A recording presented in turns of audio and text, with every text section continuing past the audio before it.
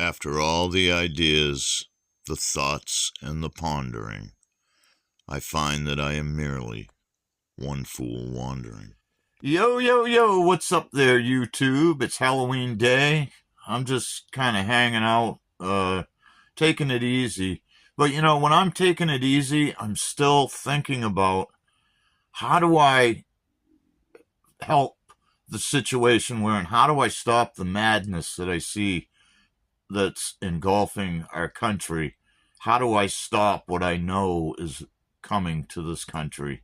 And one of the things I've been noticing is the trend for a lot of these podcasters is to go to campuses and debate people on these hot topics. And I'm opposed to that. I'm all for people debating. But what I think is you're a nuisance. You're not helping. You're adding fuel to the fire. And so as I go through this process of trying to show you guys how we could restore our nation to what the original intent of the founding fathers was and save us from the imminent collapse of society and the economy, I want to touch on these subjects. And I'll give Cam Higby a shout out.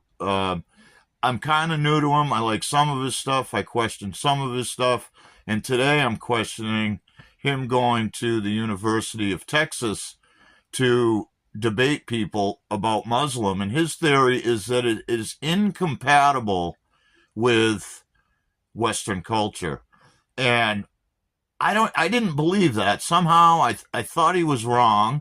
And I'll call you MAGA people out. You're really big on the Constitution. And so I thought I would look and see, because our Constitution is clear. All religions are welcome here. And I wanted to know, it's very important to understand, did our founding fathers know about the religion of Islam? Or did they say all religions are protective because they hadn't come across Islam and understand that it is a negative religion? That's not my opinion. I've met many Muslims. They're fine people. Nobody with a towel on their head has ever threatened me. They've only ever been nice to me. And so, but I thought that it was very important to understand. So we're going to look. What's your guess? Before we get to the next clip, what is your guess? Did the founding fathers know about Islam? We'll do one of these and be right back. Okay, guys, I went to Google and let AI answer that question for me. So if you found something that is the opposite of what I've found, please comment below, give us the resource. We've got to sort this stuff out.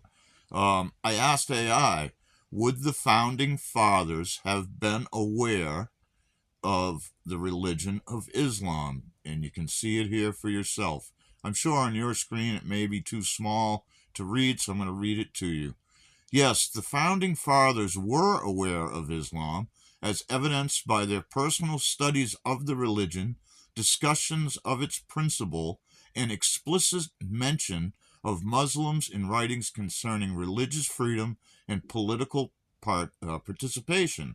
Some, like Thomas Jefferson, owned and read a copy of the Quran, while others, such as George Washington, made it clear that people of any faith, including Muslims, should be welcome in to the new nations.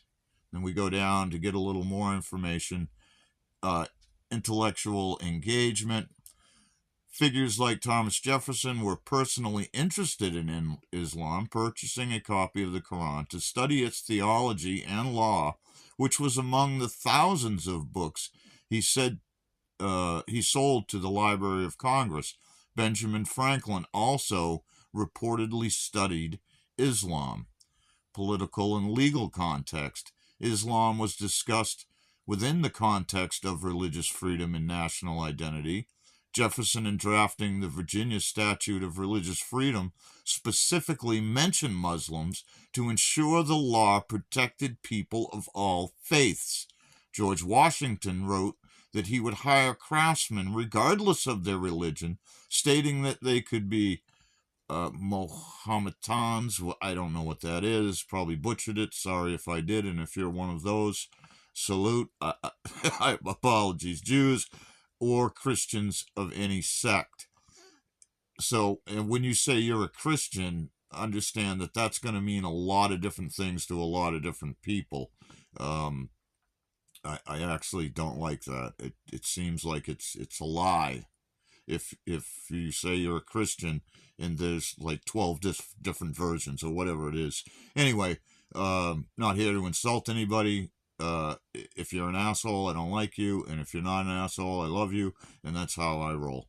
Anyway, in 1810 in an 1810 Massachusetts case, the state's constitution drafter, Chief Justice Theophilus Parsons, explicitly included Muslims as eligible to participate in the political process.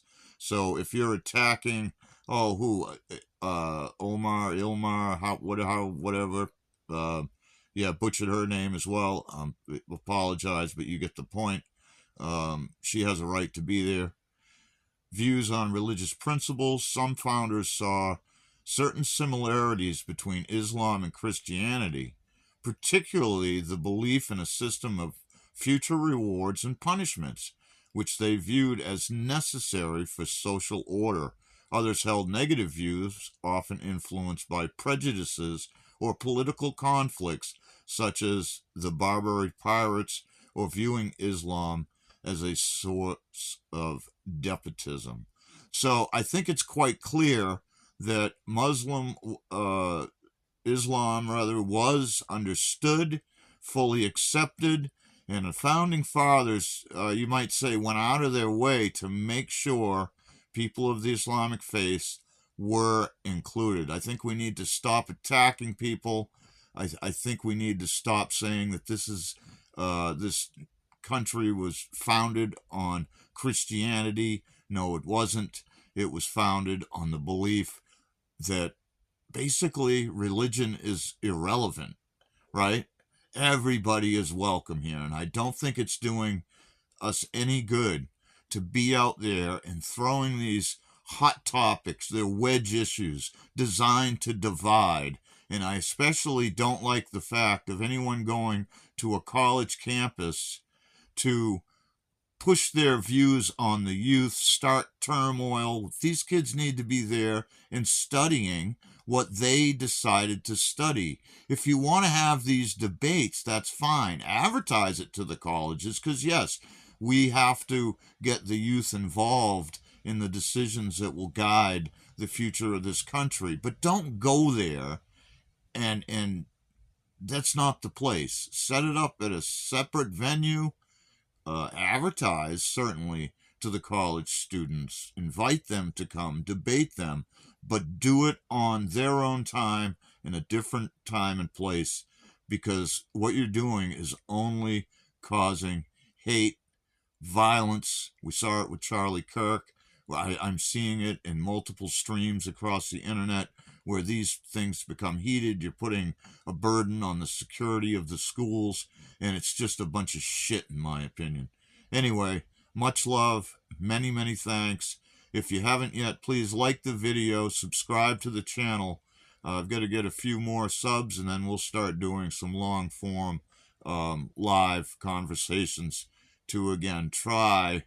And on my part, this is probably the last amount of effort I'm going to put in to try to change the course of this nation before it just self-destructs.